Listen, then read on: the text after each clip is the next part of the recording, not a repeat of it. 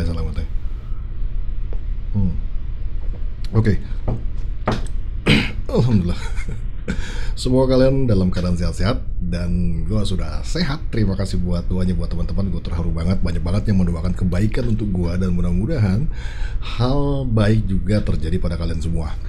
Well, mungkin agak sedikit telat ya. Jadi gue tuh mau mengucapkan congratulations ya, selamat untuk Reza dan juga manajemen tentunya. Kurang lebih 2 minggu akhirnya single Beban Cinta 2 yang diupload Melly Guslau TV tembus angka 1 juta. Wow, congrats lagi, sekali lagi congratulations, selamat buat Reza dan manajemen, dan semoga terus bertambah ya, semoga terus bertambah sampai pada launching video klip ya.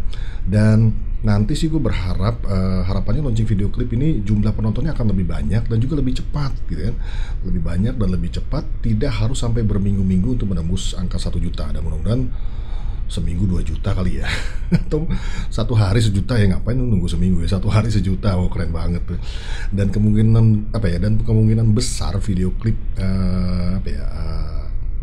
si Beban Cinta 2 nih kayaknya akan di Melly Guslau TV lagi kayaknya ya, atau ya bisa juga sih Reza, kita nggak pernah tahu ya. Tapi gue sih berharap ya, gue berharap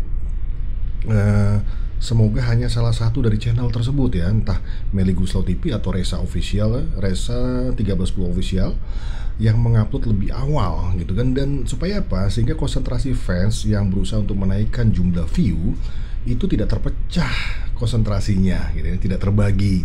Jadi hanya di satu channel dan itu bisa kita trendingkan. Well, itu mungkin yang mau gue sampaikan terkait dengan pencapaian 1 juta view. Congrats sekali lagi. Dan gue tuh memperhatikan ya beberapa video Reza dengan Melly gitu kan. Dan ini ada salah satu video ya, sebenarnya udah gue reaksi, ini adalah video waktu pindah, tapi poinnya bukan itu. Jadi gue melihat ada sisi leadership yang ditampilkan oleh Melly Guslau. Jadi ya tidak bisa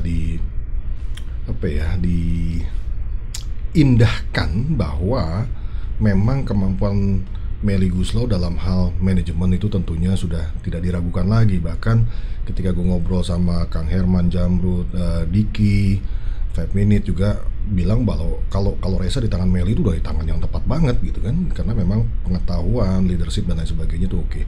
Well, gue mau berbicara sedikit terkait dengan leadership karena emang itu yang gue lihat dari sosok Melly ketika Melly di video video pindah rumah, lalu video ketika mereka sedang makan siang bersama yang makan sushi yang Reza kejebak kena wasabi. Itu gokil videonya, gokil, lucu banget, dan editornya gua acungin jempol. Keren badai. Keren badai banget cara ngeditnya. Well, bicara kepemimpinan, kalau bicara kepemimpinan itu kepemimpinan adalah proses untuk mempengaruhi kan gitu ya, proses untuk mempengaruhi atau memberi tauladan kepada bawahannya, atau kalau kita bicara manajer artis kepada talentnya, atau di sini Melly sebagai produser ya kepada talentnya gitu kan. Jadi ini adalah proses untuk mempengaruhi yang dilakukan oleh pemimpin atau manajer gitu kepada pengikutnya untuk mencapai tujuan dari apapun yang sedang dikerjakan. Goalsnya apa? Reza bisa diterima di dunia industri musik, bisa besar namanya, itu kan merupakan salah satu goal ya. Jadi memang cara alami untuk mempelajari, untuk belajar tentang kepemimpinan adalah secara praktek. Dan gue lihat di sini Melly menampilkan hal tersebut gitu kan. Jadi kalau berbicara leadership itu setahu gue ada gaya kepemimpinan, dan gue mau coba bahas sekitar 4 gaya kepemimpinan yang biasanya dilakukan dan umum dilakukan oleh orang-orang atau pemimpin ya, seorang pemimpin atau manajer atau apapun itu yang punya bawahan gitu kan. Jadi yang pertama adalah biasanya ada teknik yang bicaranya bossy atau ngebos gitu kan, atau kalau di istilahnya itu adalah telling, menyuruh, suka menyuruh ya. atau bisa juga dikatakan directing, ya, mendirect gitu. Nah, ini biasanya seorang pemimpin yang seperti ini, gaya seperti ini biasanya dialah yang membuat keputusannya sendiri. Kemudian keputusan itu diberikan kepada anak buahnya atau kepada talentnya. Kalau kita bicara manajer artis, itu diinstruksikan ke bawahannya, lalu setelah itu si pimpinan ini hanya mencermati, mengawasi, dan melakukan penilaian gitu. Jadi dia hanya berikan perintah A, dia hanya menilai, selesai. Itu gaya kepemimpinan itu ada dan banyak kita temukan. Dan tapi kembali lagi kita bicara leadership ini plus minus ya, plus minus, ada kelemahan dan ada kelebihannya. Yang kedua, selain tadi telling atau bossy atau directing, yang kedua adalah coaching. Nah, coaching ini biasanya umumnya seorang pemimpin atau manajer atau siapapun itu membuat keputusannya itu bersama-sama. Jadi dia melibatkan bawahannya untuk diskusi. Misalkan mau launching produk, promo dan lain sebagainya, atau bikin event, dia biasanya melibatkan anak buahnya untuk berkontribusi, sharing idea atau ide. Sharing ide. Istilahnya pemimpin yang seperti ini dia selalu melibatkan anak buahnya, ya, dan selalu siap berbagi masalah dengan bawahannya gitu. Itu ada yang seperti itu. Dan istilahnya juga kita bicara coaching itu juga istilahnya pemimpinnya itu biasanya melekat dekat dengan bawahannya, atau kalau bicara manajer artis dia akan melekat dengan talentnya dan dia akan memberikan arahan yang istilahnya benar-benar diawasi, dicermati. Kita nonton itu, lihat waktu si Reza mau coba makan pakai sumpit. Itu benar ada terjadi coaching di situ. Itu hal sepele, receh ya, tapi ada makna yang besar di situ. Bagaimana perhatian seorang Melly untuk mengajari Reza, karena ya tadi Reza akan naik nih OTW besar gitu. OTW besar dan harus siap berada di lingkungan-lingkungan yang baru dengan gaya-gaya baru yang mungkin tidak pernah dialami Reza sebelumnya. Well, itu dan yang kedua ya, coaching. Yang ketiga adalah encourage, memberikan dorongan. Jadi ada pemimpin yang biasanya menemukan misalkan salah satu karyawannya punya ide, dia akan mengencourage.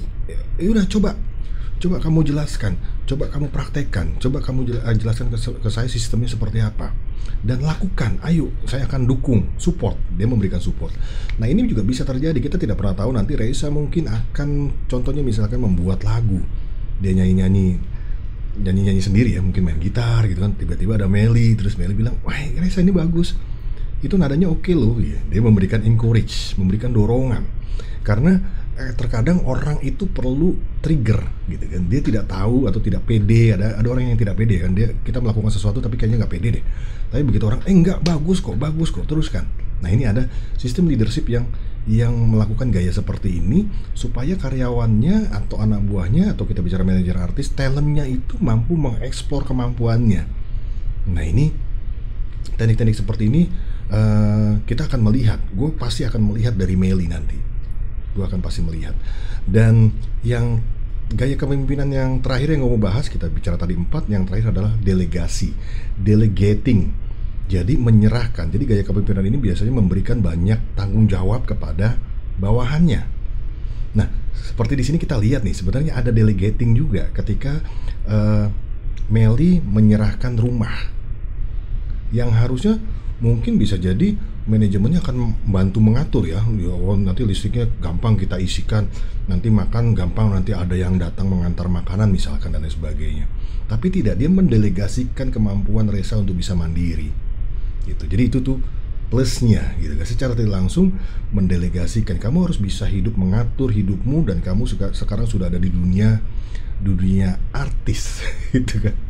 Kamu harus bisa mampu bertahan, survive dengan kondisi yang sekarang, walaupun tetap masih dibantu. Ada coaching di sini. Melly tidak melepas. Di video waktu makan bersama, Melly menjelaskan bahwa tempat tinggal Reza tidak terlalu jauh, supaya si Melly masih tetap bisa ke sana, atau Reza bisa datang ke Melly kalau ada sesuatu. Terap nih, kayaknya gue mau terap nih. Tuh kan, bener kan? Sorry ya.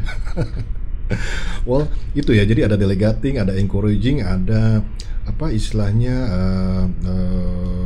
apa telling, directing gitu kan, ada coaching ya. Jadi empat ya, ada empat itu. Itu yang mungkin gue mau sampaikan. Jadi kalau dalam hal ini kita tidak bisa apa ya berbicara tentang gaya kepemimpinan mana yang terbaik, mana yang jelek gitu kan. Tapi masing-masing gaya kepemimpinan ini memiliki apa ya, memiliki kekuatan, memiliki kelemahannya. Jadi artinya seorang pemimpin harus jeli melihat kondisi situasi yang tepat. Di sini gue rasa Meli adalah orang yang smart, yang sangat smart gitu kan, dan dia membaca eh gaya seperti apa yang akan gue lakukan. Gue tetap menjadi orang yang harus bertanggung jawab terhadap Reza, tapi Reza harus nyaman dengan apa yang mau gue terapkan gitu kan. Nah ini menurut gue cerdas, dan Meli bisa membaca itu. Jadi dia berusaha menempatkan, karena tidak jarang ketika dua orang berbeda itu ketemu, hidup bersamaan, istilahnya dekat gitu kan, itu kan masih tidak nyaman ya. Nah inilah fungsinya Meli, dia coba membuat Reza nyaman dengan apa yang nanti akan dilakukan gitu. Jadi ini leadership yang banyak gue perhatikan dari Meli Guslau gitu kan, dan mudah-mudahan teman-teman bisa mendapatkan poinnya bahwa tentang leadership ini, kita juga sebagai orang yang menerima leadership dari seseorang juga harus memahami bahwa seorang leadership itu mempunyai tanggung jawab yang besar. Dan mudah-mudahan Kak Meli bisa melaksanakan hal ini, dan sukses buat Reza, sukses buat timnya. Untuk video klipnya ditunggu. Sehat-sehat buat kalian semua ya. Salam ngeteh.